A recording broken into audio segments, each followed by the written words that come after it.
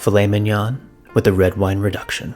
This is definitely one of my top 3 all-time favorite steak sauces. It's rich, it's full of flavor, and it's wildly simple to make. Here's what you'll need. Red wine, shallot, garlic, beef bone broth, butter, salt, pepper, rosemary, and of course, filet mignon. We're going to cook the steak and make the sauce while it's resting. But first, we need to chop up our shallot. Size does not matter too much here since we're going to strain it at the end anyways. We're also going to open up a few cloves of garlic, but you can go ahead and leave those intact for the time being. We're going to coat all sides generously with salt and pepper.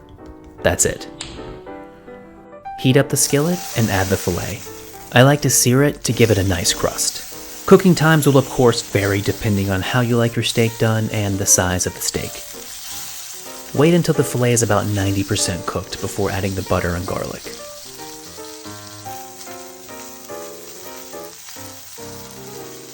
And we'll go ahead and baste it for some added flavor.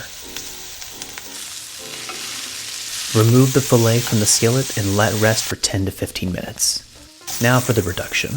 Heat oil in a skillet. Once hot, add in the chopped shallot and cook until they become translucent.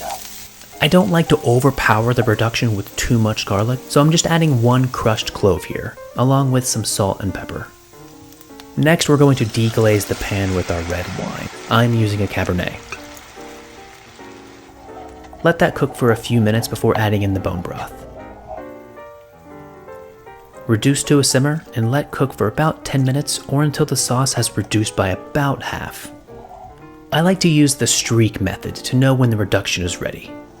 If you can scrape the bottom of the pan and it leaves a streak, it's probably about ready. Turn off the burner, add in the butter and rosemary, and gently stir until combined.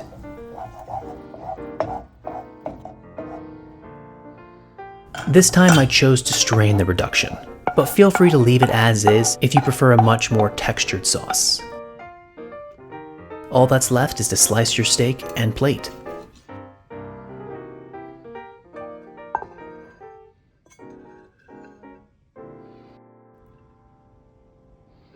And that's it.